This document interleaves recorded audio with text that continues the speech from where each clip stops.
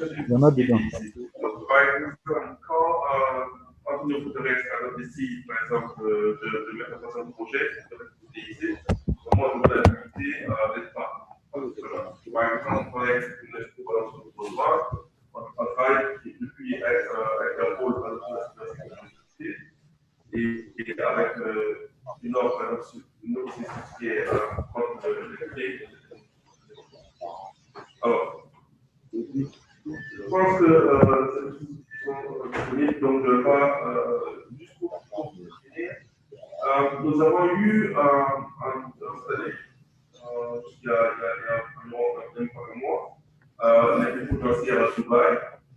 Donc, on a eu on a fait l'élection des divisions de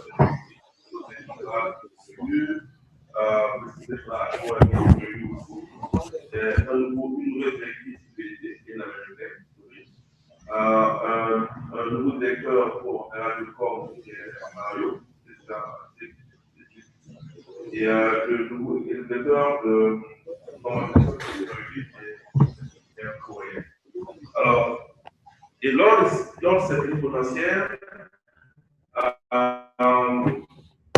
il y a eu des discussions ces 2 ou 3 semaines et par rapport à l'aspect sécurité, puisqu'on est en face de la plupart comme l'organisation Internet, il y a eu on va dire, un renforcement des résolutions de 167 on doit utiliser pour travailler par exemple pour les normes en ligne. Il y a eu un renforcement de la résolution 130 qui concerne la cybersécurité, où on demande à travailler beaucoup encore plus sur ce qui est l'affaire personnelle, à plus ce qu'on faisait d'habitude, bien sûr. Et lors de cette conférence, on a publié le dernier guide pour aider les pays à implémenter un peu les stratégies nationales de cybersécurité. Et ce guide a été fait avec la collaboration d'au moins 15 partenaires, y compris Microsoft, Facebook, Interpol, la Banque mondiale, CTO. On est venu avec un guide qui est gratuit et de utilisation de l'unité, qui permet un peu au pays de pouvoir mettre en place leur stratégie de sécurité ou pouvoir évaluer les stratégies et les prêts dans les règles de l'art. Donc, on va arrêter là. Puis, ça, c'est une question qu'on peut faire. Merci.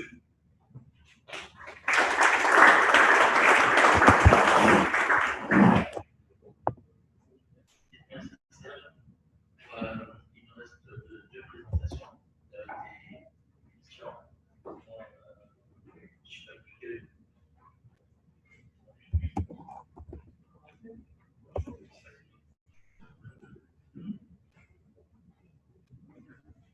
C'est une question de la clinique.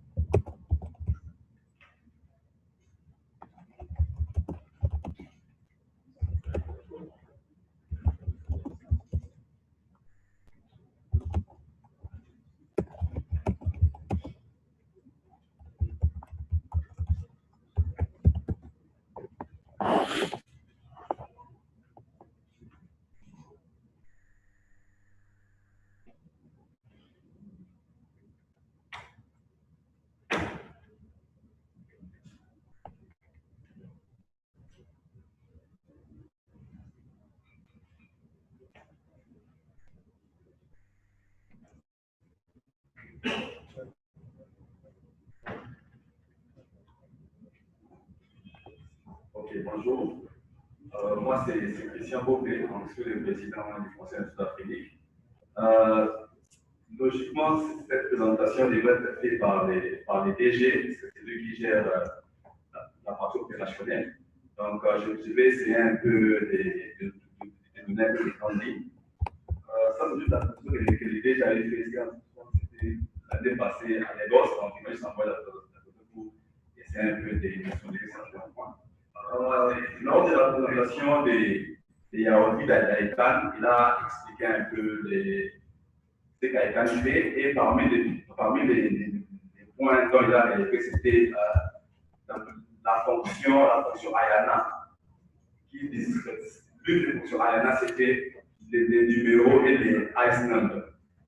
Donc maintenant, dans cette partie-là, c'est là où nous, Afrique, on intervient comme distributeur des ressources numéros et ICE numbers. Juste pour vous donner un peu un aperçu global, sur le monde, nous avons différents registres. Dans chaque continent, il y a un registre qui distribue les ressources IP dans sa région. Donc, les ressources IP sont octroyées par Ayana, par ICANN, via la fonction Ayana. Donc, d'une certaine manière, c'est que l'Afrique est accrédité par Ayana. Donc, c'est un peu comme ça qu'on travaille, c'est qu'on travaille en notre collaboration, raison pour laquelle parmi les membres du conseil d'administration au niveau d'Aïka, je pense les registres ont des sites. Donc, on a 2 membres qui siègent au niveau du conseil d'Aïka qui représentent les registres. Donc, c'est pour faire voir comment on est vraiment liés. Donc, là, vous avez Harry qui distribue les ressources pour la région Afrique du Nord et certains pays du Caraïbe. Vous avez l'Afrique pour l'Amérique latine, vous avez RIDE-NCC pour l'Europe et le Moyen-Orient, vous avez EPUNIC pour la région Asie, et vous avez AFRINIC pour la région Afrique et Océan Indien. Maintenant, du point de vue au niveau du conseil d'administration, le conseil d'administration est composé des 8 directeurs, plus les CEO, ça fait 9. Qui composent le conseil d'administration. Maintenant, les sites au niveau du conseil d'administration, c'est par région. Donc, nous avons la région Afrique de l'Ouest, qui est membre au niveau du conseil. Nous avons l'Afrique du Nord, nous avons l'Afrique de l'Est, nous avons l'Afrique centrale, nous avons l'Afrique australe, et nous avons l'océan Indien. Le conseil d'administration qui choisit les DG par l'organisation et le conseil aussi vote le président du conseil d'administration. Ça, c'est la partie AFRINIC, qu'on appelle AFRINIC Limited. Maintenant, en suivant le projet des Dawi, aujourd'hui, Internet, c'est la gestion d'Internet est ouverte. Dawi a dit, théoriquement, personne n'a de contrôle sur Internet. C'est multi-acteurs, c'est ouvert. Maintenant, dans cet environnement multi-acteurs, comment la communauté contribue au développement de la télé, on contribue sur les mécanismes politiques à celui qui utilisent pour distribuer les ressources. Là, maintenant, nous avons l'aspect communautaire qu'on appelle public policy discussion, là où on a la communauté qui décide ses politiques. Donc, ce sont des discussions ouvertes, des listes dans des réunions où la communauté définit comment les ressources allouées à la région africaine doivent être gérées. Dès que la communauté se met d'accord sur une politique, la politique est envoyée au niveau du conseil d'administration qui va les ratifier. Dès que c'est ratifié, la politique est envoyée au DG pour implémenter. Donc, les bureaux d'Afrique se trouvent en île Maurice. C'est là où on a les bureaux. Aujourd'hui, nous avons pratiquement plus de 45 stars nationaux et internationaux qui travaillent à Afrique. Donc là, c'est du point de vue comment on fonctionne. Donc, nous, on ne définit pas comment les ressources sont allouées. C'est pas un exemple. Par exemple, les ressources critiques, ce qui est point d'échange, etc. la communauté africaine avait décidé que les ressources ici doivent être traitées différemment. Donc maintenant, au niveau de l'administration, on a validé, on exclut les DG pour l'exploitation. Donc ça, c'est du point de vue politique, comment on interagit. Maintenant, du point de vue engagement, c'est que nous avons différentes listes d'institutions. Là où il y a une liste, là où on insiste sur l'article politique, qu'on appelle RPD, j'ai partagé ça tout à l'heure. Il y a une liste, là où nous avons ce qu'on appelle le fiscal. Là, c'est tous les membres, donc chacun qui a un point de vue sur une question, qui n'a fait à rien, qui peut toujours poser, et qui aura des réponses. Vraiment des listes assez dynamiques dues à notre diversité culturelle. Donc, les listes sont vraiment assez dynamiques.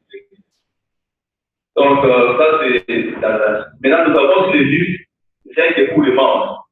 Donc là, c'est rien que pour les membres affiliés. Maintenant, comment on devient membre? Pour devenir membre, sur le site, il y a sur le site affilié.net. Donc, le site est en français en anglais. Il y a des informations, il y a des formulaires qu'il faut remplir. Et après, vous devenez membre. En devenant membre, affilié, vous savez les ressources. Donc, vous il faut se mettre donc, ce qui fait que chaque année, vous payez un montant, presque des réseaux, si je peux le mettre bien, pour justifier le sujet de la date des ressources. Quand vous prenez des ressources, vous signez ce qu'on appelle un RFC. Tout ça peut mettre. Vous dites que non, je prends les ressources, c'est une utilité en respectant les normes, ainsi de suite. C'est comme ça que les ressources sont gérées. Maintenant, du point de vue engagement à la communauté, comme hier nous avons suivi, c'est que sur le continent africain, Afrique aussi porte un intérêt soutenu au développement de la jeunesse. C'est pour laquelle nous avons ce qu'on appelle les Fire Projects, où chaque année, au moins 10 projets innovants de la jeunesse africaine et de la sorte différente. Les lauréats reçoivent 10 000 $ pour implémenter les projets et Afrique essaie un peu à participer à des réunions internationales pour s'accommoder un peu. Comme hier on disait, il y a une fracture considérable entre les institutions et les internationales. L'Afrique essaie un peu de briser les gars pour la jeunesse africaine. Donc ça, c'est compté aussi.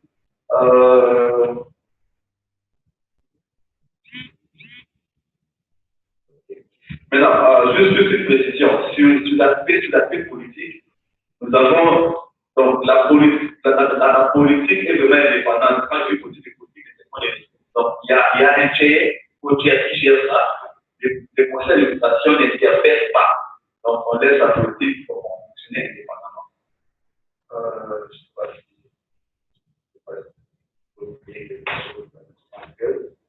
bon, pour les listes,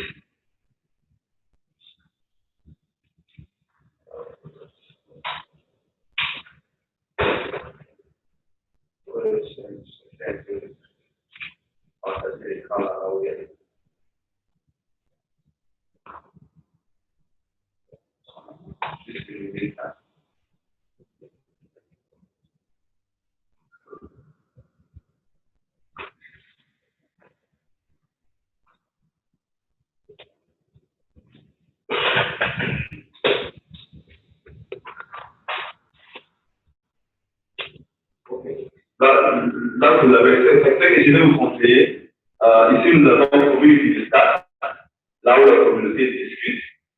Et vous avez là, c'est RPP, là où on discute sur ce qui est politique.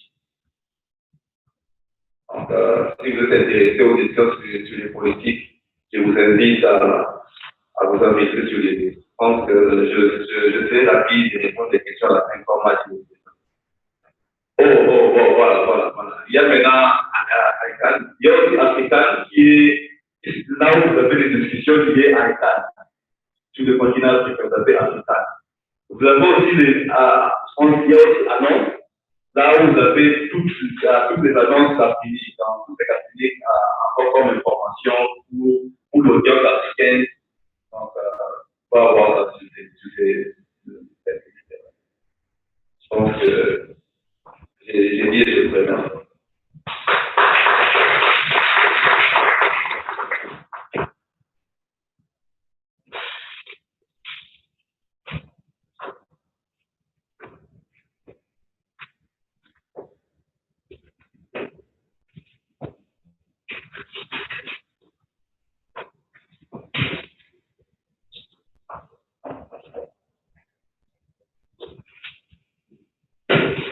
Bonjour, merci encore pour cette opportunité de présenter sur l'Internet Society. Malheureusement, je n'ai pas pu trouver de présentation, donc j'étais juste passé. Pour ceux qui ne connaissent pas l'Internet Society, c'est une organisation qui a été créée par les pionniers de l'Internet, dont Vincent et Bob Kahn, pour ceux qui sont un peu techniques, c'est ceux qui ont créé le protocole TCP/IP qui est à la base de l'Internet.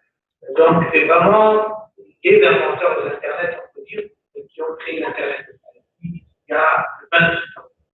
Pourquoi que je rappelle où on était il y a 28 ans, et un peu qui était né à l'époque, l'Internet n'était pas partout. Maintenant, aujourd'hui, on considère que l'Internet est quelque chose dont on ne peut pas se passer, mais il y a 28 ans, ce n'était pas le cas. Il y avait quelques gens, surtout aux États-Unis, qui connaissaient l'Internet. Alors, ils ont dit, ça c'est quelque chose qui peut être utile pour le monde entier. Alors, il faut qu'on fasse de la promotion du renforcement de capacité, etc., pour que chacun se connecte à Internet. Donc, ils ont créé ça avec une vision de Internet tout. Internet pour everyone. Donc, depuis, cette petite organisation a évolué et aujourd'hui, c'est une organisation, je veux dire, d'une taille raisonnable, pas grande quand même, mais avec une centaine d'employés à travers le monde. Je pense qu'il y a à peu près 30 nationalités qui travaillent à Internet Society. Nous avons 6 bureaux, dont le bureau africain. Le bureau africain est le premier bureau qui a été créé. Nous avons des bureaux américains, etc. Donc, au total. Et nous avons aussi des chapitres dans une centaine de pays, dont le Congo, les 2 Congos en fait. Je pense qu'on a au Tchad, au Cameroun. On n'en a pas, je pense que c'est dans la sous-région, c'est des seuls chapitres. Si vous corrigez, il y en a plus. Mais en Afrique, on en a 35. Donc, la majorité des pays africains ont un chapitre Internet Society. C'est quoi ces chapitres? Ces chapitres sont des organisations locales, autonomes. Donc, nous décidons pas de ce qu'ils font, mais qui partagent notre vision et notre mission. Nous les appuyons, mais ils sont formés de volontaires et ils utilisent des partenaires locaux pour leurs actes. Nous avons aussi des membres, on a à peu près 50 000 membres dans le monde entier, principalement dans tous les pays. Pour être membre, ce n'est pas très difficile. Il faut juste aller sur le site web et s'inscrire. On n'a pas à payer, il faut juste être d'accord avec les objectifs de l'organisation. Une fois que vous êtes membre de l'Internet Society, on vous demande d'être membre d'un chapitre. C'est volontaire, vous n'êtes pas obligé, vous pouvez être juste membre international et pas membre du chapitre, mais fortement conseillé parce que nous pensons que les activités importantes se passent localement. Moi, je suis directeur du bureau régional, mais je sais que si je ne travaille pas en étroite collaboration avec les chapitres, ce qu'on fait n'a pas de valeur. Donc, nous avons beaucoup de place pour les chapitres. En ce qui concerne les activités, bien sûr, les choses changent d'année en année. Il y a 20 ans, notre focus était sur le renforcement des capacités. Pour ceux qui étaient là quand je parlais hier, je parlais des ateliers INET il y a 20 et quelques années. Ces ateliers étaient des ateliers de renforcement de capacités techniques où beaucoup de gens, surtout d'Afrique, sont partis pour apprendre sur les technologies de l'Internet. Aujourd'hui, bien sûr, nous n'avons pas besoin des Américains ou des Européens pour nous apprendre ça, parce que nous avons les capacités locales. En particulier, il y a ACNOG au niveau continental, et il y a les NOC au niveau local qui contribuent à ce renforcement. Et nous les appuyons.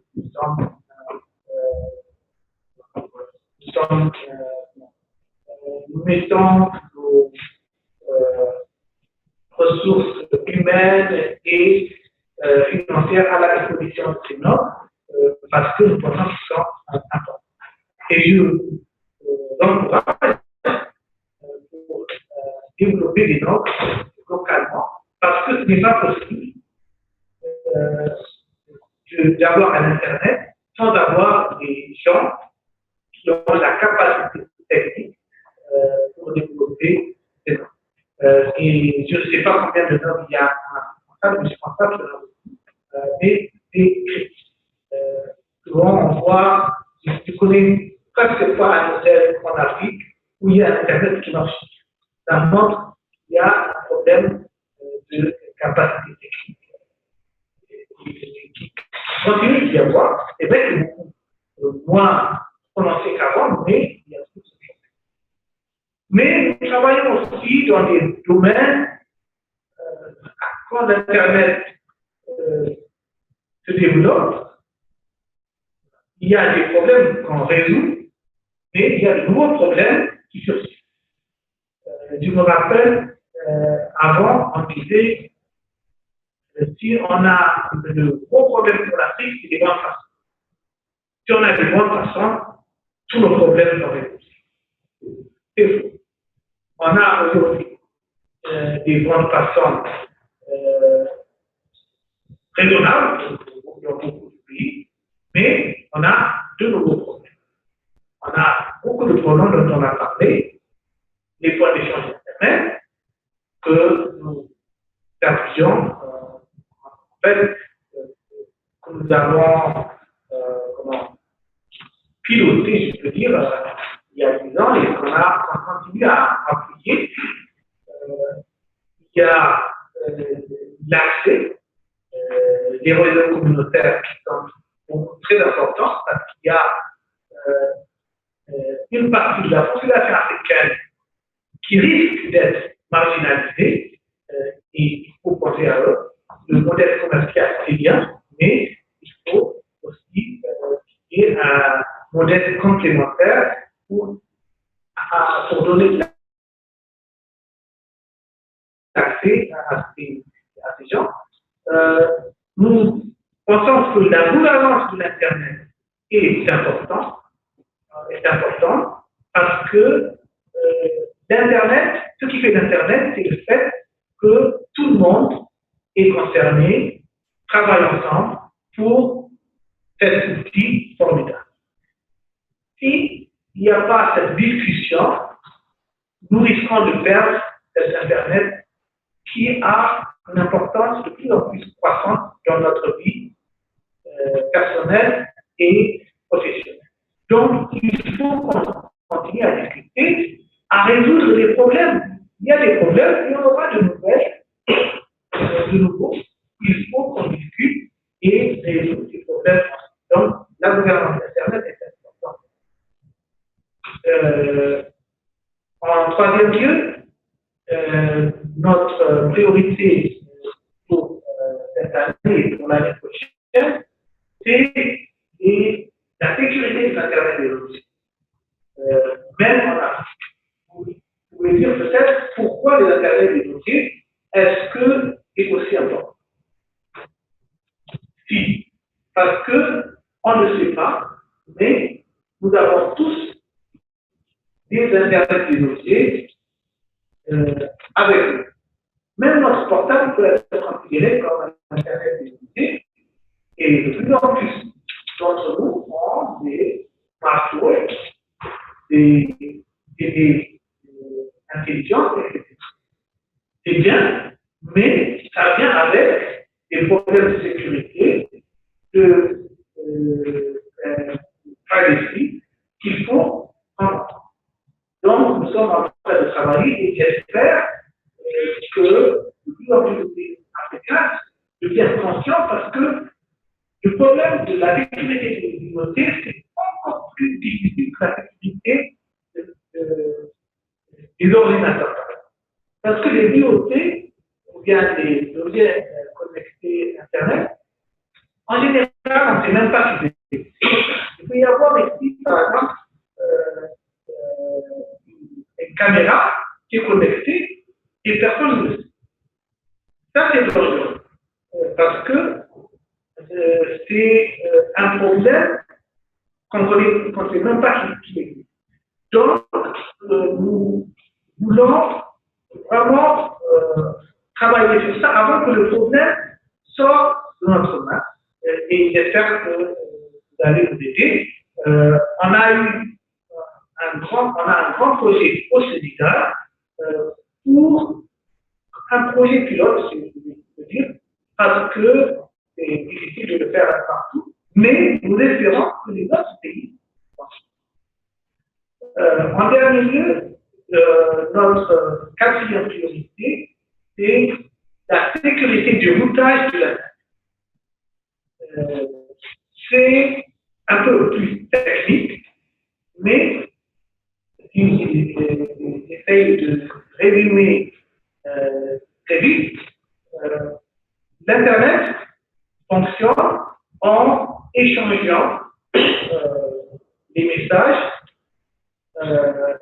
par l'intermédiaire de plusieurs ordinateurs. Donc, si j'envoie un message d'ici à Addis Abeba, il va probablement passer par 4-5 ordinateurs avant d'arriver au destinataire. Et le système qui indique vers où envoyer ce message est le système de routage, qui est donc critique. S'il n'y a rien qui dit au message vers où partir, l'Internet ne marche pas. Malheureusement, il y a des petites failles dans le système de routage et de sécurité parce que avant l'Internet n'était pas imaginé pour être utilisé pour des milliards de personnes. Donc, ils n'ont pas, en tout cas, dans la sécurité, quelquefois, on ne pense pas à quelques problèmes et il y a des petites failles. Et les opérateurs doivent implémenter des petites techniques qui peuvent contrer les problèmes qui peuvent venir au système.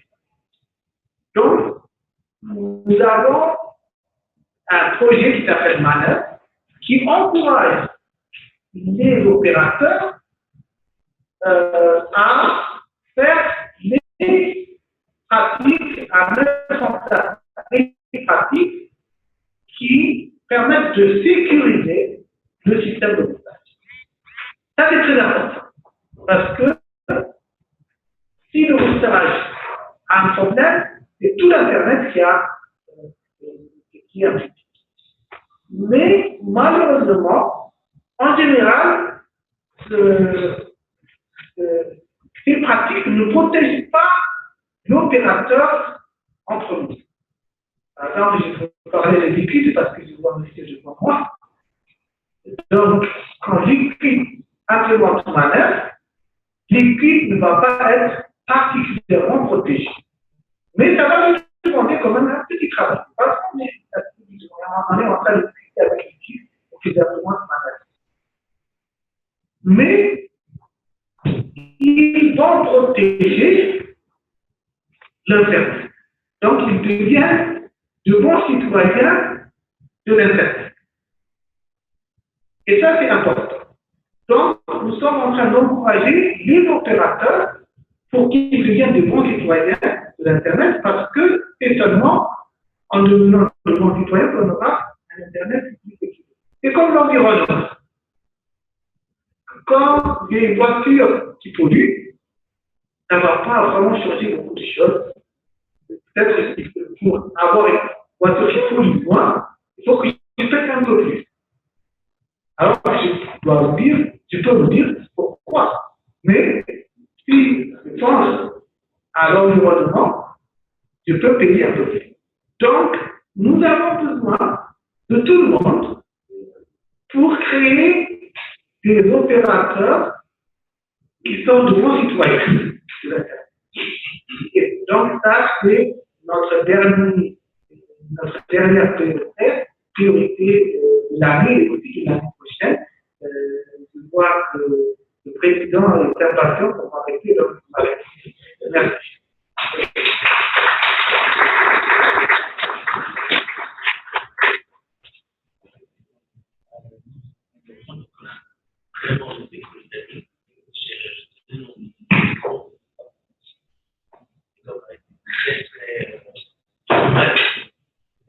En tout cas, je tiens vraiment à remercier l'intervenant. L'idée était de montrer, de présenter des acteurs de notre écosystème numérique. Et je pense que à partir de ces présentations, vous avez une idée un peu plus claire de ce qui fait quoi. Les points d'échange, les aides, la facilité, les soutiens, les associations. On va pas se tarder et je vais quand même donner, on va prendre 5 questions. On a le temps, il nous reste encore 5 minutes dans les commentaires. Donc on peut avoir des temps additionnels et la pause. Et c'est très intéressant on n'a pas toujours l'occasion de les avoir comme ça. La prochaine fois, vous serez avec l'ensemble de ces représentants parce qu'on a pris l'ordre à 2019. Mais là, c'est quand même important pour l'hygiène de comprendre qui soutient Internet dans notre sous-région. Donc, j'accorde la parole à ceux qui veulent poser la question. On prend 5 questions. Vous citez l'activité de votre question. Donc, je commence par la gauche. Des participants en ligne. En ligne. Oui, d'accord. En théorie, ils sont prioritaires à toutes les différences. D'accord. Si on a D'accord. il y en a un en ligne. Oui, qui a posé une question? On va prendre un partenaire en ligne. Il y a une dame qui s'appelle Saoud Selma de l'Algérie qui pose une question sur comment les autres. Une seconde,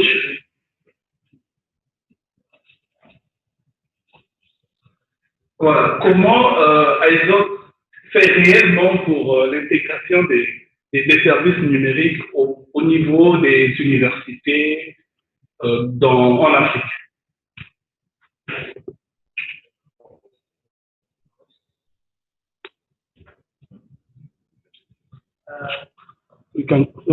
On peut collecter et puis. D'accord. Là, une question à ma gauche. La question nous sort. Je repars. Non, juste une question de noter qu'on va répondre. Donc, Michel. Merci beaucoup. Je voudrais déjà apporter des félicitations à tout à l'heure. Et Michel, sur notre futur Michel. Ma question s'adresse à Daoud. Lorsque vous parlez de la sécurité de l'Internet, de l'Internet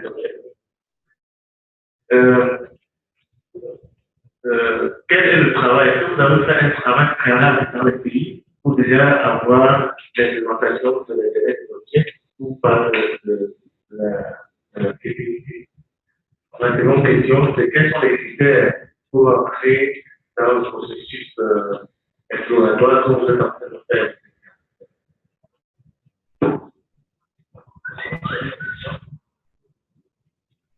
Question? Oui. Présentez-vous quand même, c'est.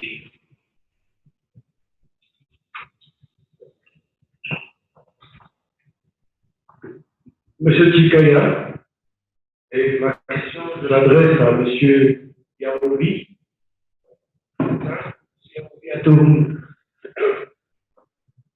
Vous avez parlé du comité consultatif, et précisément du GAC, et vous avez dit qu'il y avait très peu des États qui étaient représentés au niveau du GAC. Et ma question est de savoir qu'est-ce que vous entreprenez à ce jour pour encourager les États à prendre parti, en fait.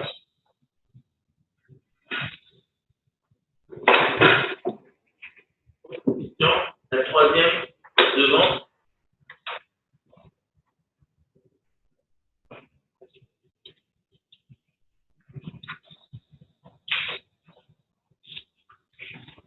Beaucoup, moi c'est Daniel. J'ai deux questions. Ma première question va être adressée à M. Daouri à propos de l'Internet des objets. Je pense que c'est un domaine très nouveau, un domaine très nouveau en Afrique. Et avant de parler de la sécurité, j'aimerais que vous abordiez d'abord l'implication de l'utilisation de l'Internet des objets et la formation dans les écoles dans ce domaine qu'on soit averti de l'Internet des objets. Ensuite, une question pour le UK, à M. Serge. Vous parlez des initiatives régionales de l'Afrique, vous avez écouté ces initiatives-là, et j'aimerais savoir comment l'UIT va collaborer avec les pays membres pour mettre en place ces initiatives. Par exemple, vous parlez du renforcement des capacités humaines et institutionnelles, que chaque pays, que les secours seront considérés à pouvoir bénéficier de ces programmes.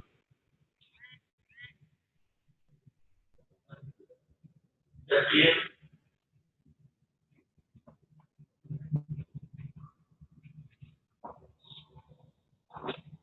Merci. C'est Achille Fouati de la société. Donc, ma question, c'est. J'ai noté en bas, mais il faudrait répondre aussi que le total intérêt.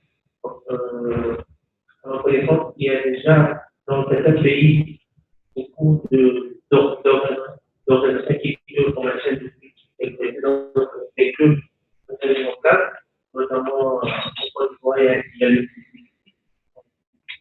au Burkina Faso, il y a au Burkina Faso, et eux, ils ont des questions de sécurité sur Internet.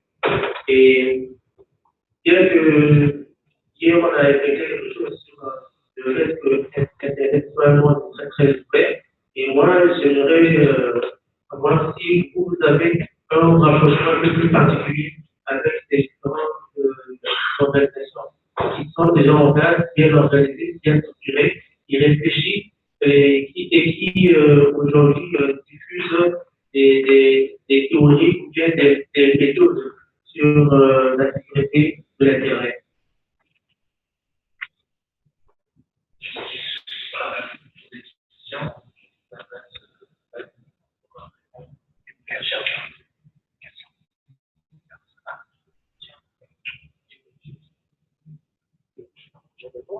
Les dernières, c'est là, on est plus dans le temps régional. Ma question va à l'endroit de M. Hervé. C'est curiosité sur le cas Rolinki. J'aimerais savoir quel a été réellement son impact et aujourd'hui pour les registres pays, quel va être, est-ce qu'il y a un changement majeur? En gros, c'est son impact et son intérêt.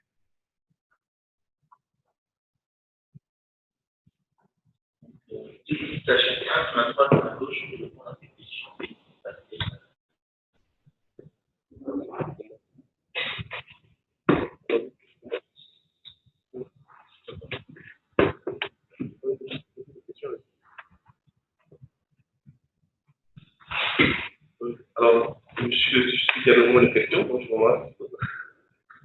Oui, effectivement, les équipes régionales ont été décidées pour discuter et arrêter par les pays membres. Et donc, nous, en tant qu'agence, on est les pays membres. Mais là, par exemple, pour ce qui est des grandes capacités, dépendamment du domaine, par exemple, moi, par exemple, pour la cybersécurité, ce que je fais, c'est que chaque année, par exemple, un ou deux ateliers où j'essaie de trouver un peu les sujets d'actualité pour former les pays membres. Alors, ce qu'on évite de faire, c'est de former les pays en fait individuellement. Parce que comme on a des ressources très limitées, on ne peut faire profiter au maximum de ce pays en fait. Il peut arriver que le pays fasse une demande, par exemple, les nouvelles s'appellent des demandes spécifiques. Là, par exemple, on a pris. Et par exemple, cette année, à ICANN, on a fait une formation avec l'ANCAO au Burkina Faso pour les pays de l'Afrique de l'Ouest, plutôt aussi ouvert aux membres de pays. Donc, c'est un peu ça. Donc, il y a une approche qu'on fait à la demande des pays, il y a aussi une approche où on pose des sujets qu'on trouve intéressants pour les pays.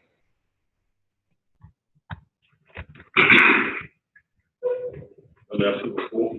Nous avons une question pour Aïcha. Le premier, c'est par rapport à la participation des pays au sein du comité consultatif gouvernemental. Le problème, c'est que, comme je l'ai dit dans la présentation, il y a beaucoup d'acteurs aujourd'hui qui utilisent l'Internet et qui ne sont pas préoccupés par comment se gérer, etc.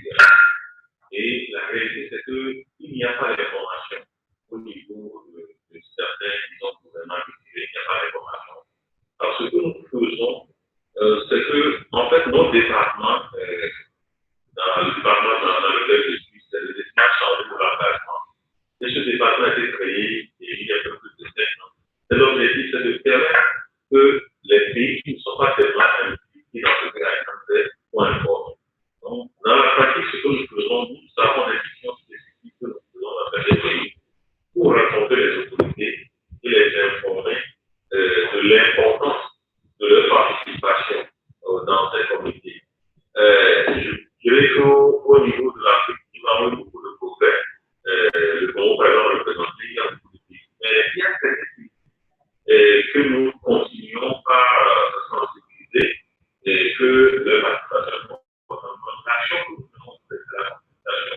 Et je dis aussi que beaucoup de gouvernements n'ont pas de budget, par exemple, pour aller à l'élection de l'Aïka. Il n'y a pas que les gouvernements. Comme je l'ai dit, l'Aïka est ouvert.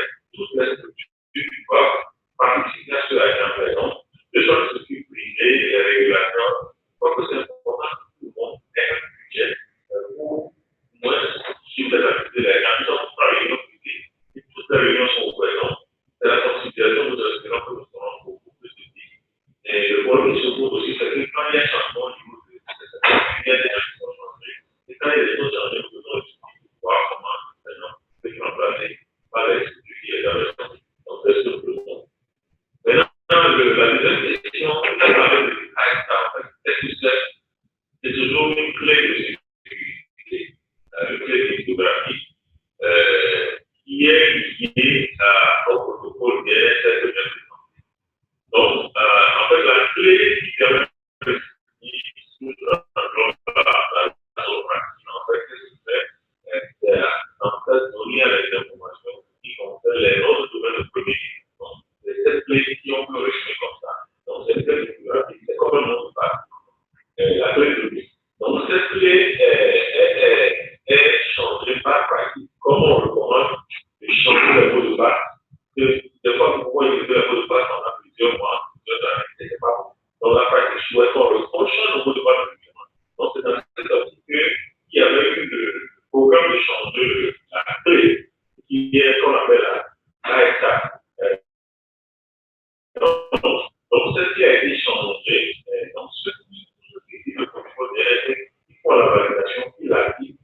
devait aussi prendre en compte certaines mesures pour changer cette crise. Donc, ça a eu lieu en novembre. Donc, il n'y a pas eu d'impact majeur parce que nous avons eu beaucoup de sensibilisation. Nous avons informé les gens que la crise a changé. Nous avons demandé aux gens les mises à jour qu'il fallait faire. Donc, je peux dire que ça fait partie vraiment sans vraiment. Donc, c'est comme le système voulait avant. Donc, nous continuons ceux qui vont faire la mise en œuvre du DLSS. Donc, ils auront plus de soucis. Donc, ils vont aussi tout à fait. Mais puis, le fait que beaucoup de gens sont informés. Donc, les gens ont fait la mise à jour.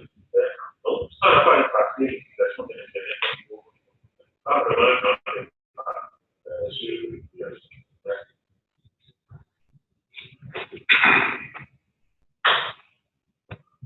Je vais essayer de combiner un peu les réponses pour répondre en ligne. Premièrement, en ce qui concerne ce qu'on fait avec les universités, on n'a pas un programme spécifique pour l'université. La raison étant très simple, l'Internet Society a un mandat très clair. On ne peut pas tout mettre dans notre mandat. Donc, il faut, pour être efficace, il faut qu'on organise. Donc, chaque année, on a des priorités et on n'a pas un programme spécifique pour les universités.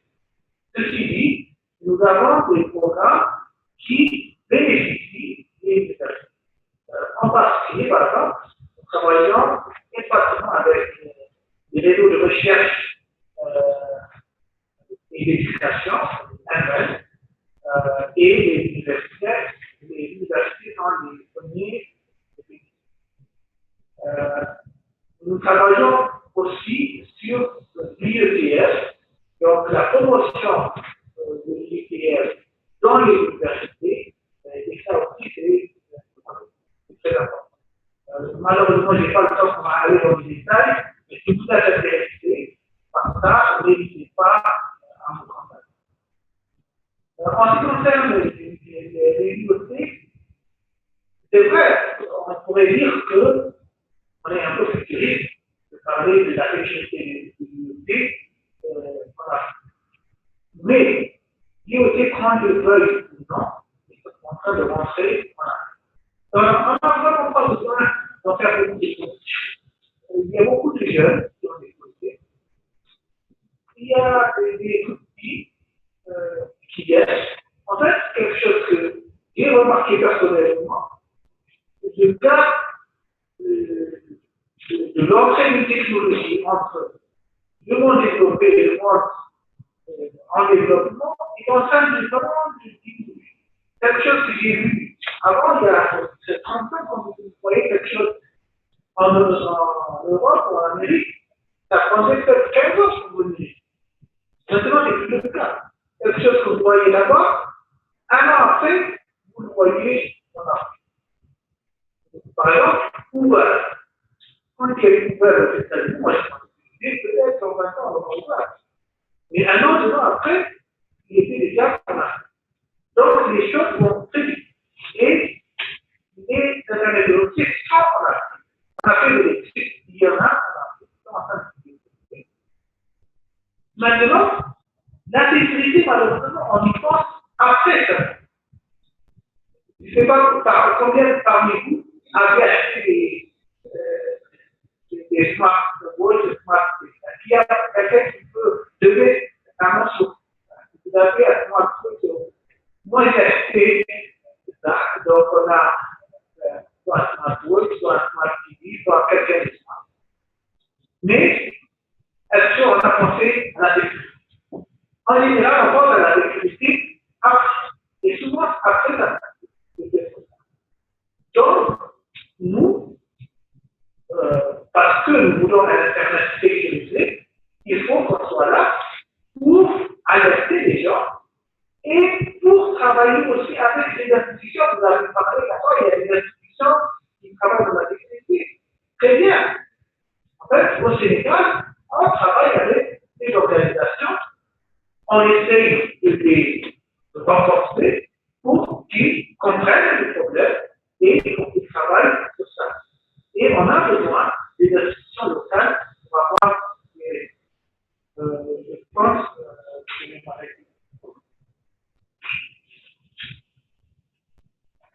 Ok, je n'ai pas eu de questions. Je vais juste, par rapport à l'effet des objets, hier, on a parlé de Smart City. Donc, comme par le Smart City, effectivement, ça crée un effet des objets.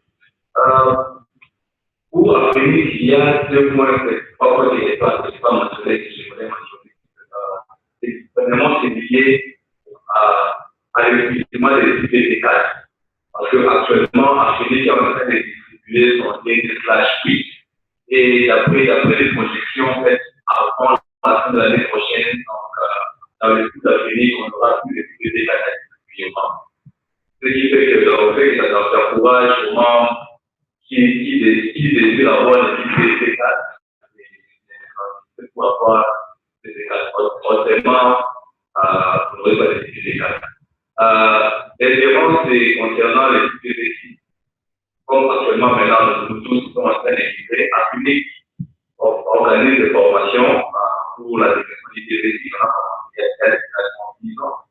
Et aujourd'hui maintenant nous avons développé une nouvelle stratégie qui est d'accompagner les gouvernements. Donc chaque année on choisit 5 gouvernements avec qui Afrique va travailler pour les aider à comprendre tous les projets. Il y a les IPv6 et comment les implémenter.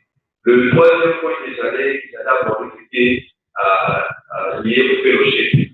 Donc, Afrique, dans toutes les réunions Afrique, on a 2 réunions par année. Donc, on a une réunion au mois de juin, qu'on appelle les partenaires amis, et on a une réunion au mois de novembre. Afrique sponsorise la jeunesse africaine pour participer aux réunions. Donc, pour toutes ces informations-là, je vous invite à visiter pour avoir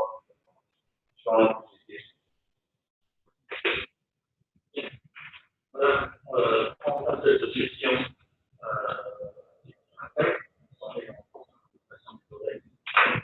Système d'Internet en Afrique. Un peu plus sur l'Afrique, sur l'ICANN, sur l'UNIT. Et donc, ça va avoir la pause café. Juste après la pause café, il y aura la table de la session qui parlera des technologies blockchain comme solution de développement économique et social de l'Afrique. Et puis, voilà, la pause qui est 10h50. Alors, on a 11h05. Donc, on a 15 minutes de pause pour une tâche. Le modérateur de la prochaine, le rapporteur sera diplômé Valérie Luciat, le modérateur sera Michel Cameroun, et les noms qui sont tous les éditeurs comme Valérie, Yaomi, Atounou, Kassoli, Christophe, et et Yaoui Bétier. Voilà, les gars aujourd'hui, c'est une grosse soyez à l'heure parce que le jeudi, c'est terminé pour tout aujourd'hui. Merci beaucoup pour votre attention.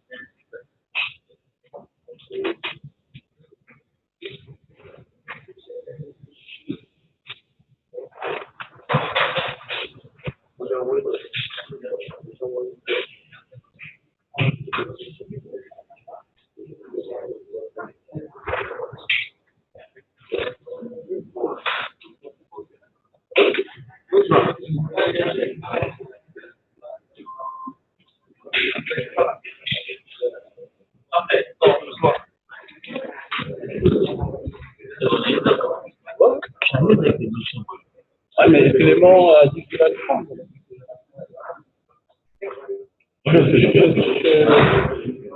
Oui, le bloqué média hier, je savais déjà Clément, il est là. Clément? Non, mais c'est bon.